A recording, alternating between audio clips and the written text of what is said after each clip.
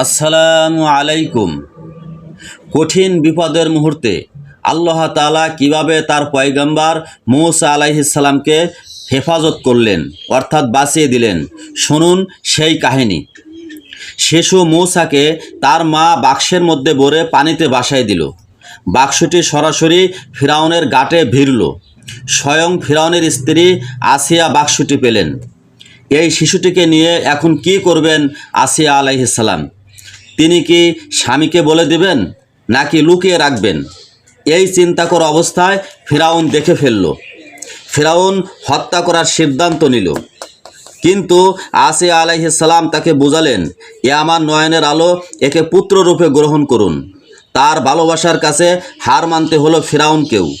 মূসা আলাইহিস সালাম ঠাঁই পেলেন সেই শাসকের ঘরে যিনি তাকে মারতে চেয়েছিলেন।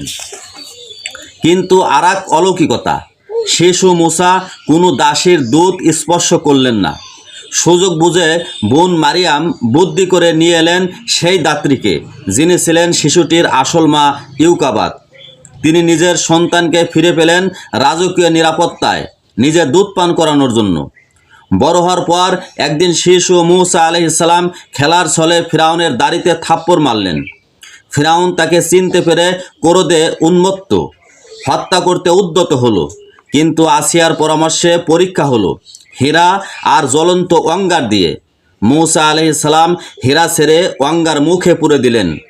মূসা আলাইহিস সালাম বেঁচে গেলেন, কিন্তু সেই আগুনের তাপ তার জিভে তৈরি হলো তুতলামি বা বাকস্বল্পতা। এটাই ছিল সেই সমস্যা যা দূর করার জন্য তিনি নবুয়ত পাওয়ার পর আল্লাহর কাছে প্রার্থনা করেছিলেন। এইভাবে আল্লাহ তার প্রিয় নবীকে বাঁচিয়ে দিলেন। এই গল্প প্রমাণ করে মানুষ যতই ষড়যন্ত্র করুক, আল্লাহর ফয়সালাই চূড়ান্ত।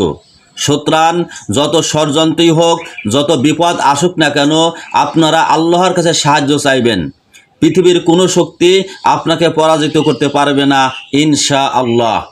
প্লিজ সাবস্ক্রাইব এবং লাইক করুন।